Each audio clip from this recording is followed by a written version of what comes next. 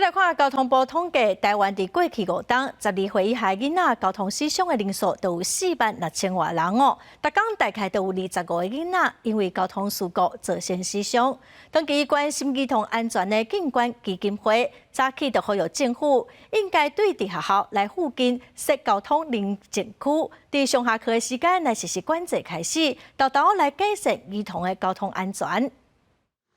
上下课的时，学校周边四界拢是车。伫这种环境之下，若要囡仔家己上下课，侪家长拢感觉真危险。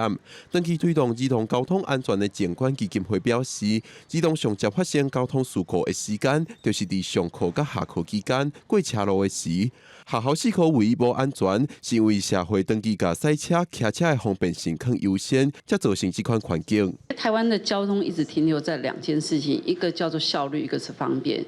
所谓效率，也就是说我们不能塞车。台湾讲的好听叫民主，可是实际上相对的也是民粹。也就是民众的意见为大的时候，常常民众只是求自己方便，没有在专业的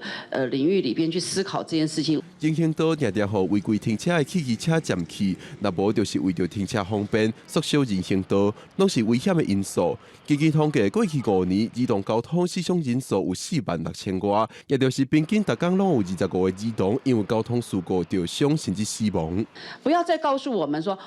我们可能有改善了几条道路，我们要的是从学区范围先走150公尺的学区范围改善，接下来走到韩国300公尺，接下来往日本迈进，日本是500公尺。知道不可能一次到位，可至少你要表现出你这个每一个县市首长他们的一个魄力。林国庆也讲，基金会捌想要亲自社区改造交通环境，所拄到民众强烈反对。伊表示，这是因为社会长期为着赛车、骑车方便来规划道路，造成以车为本的社会风气。在这种状况之下，希望政府会使成为降低市区车速，下方周边150公尺划设交通宁静区等开始，渐渐改进台湾交通环境。记者郭明朝随台北报道。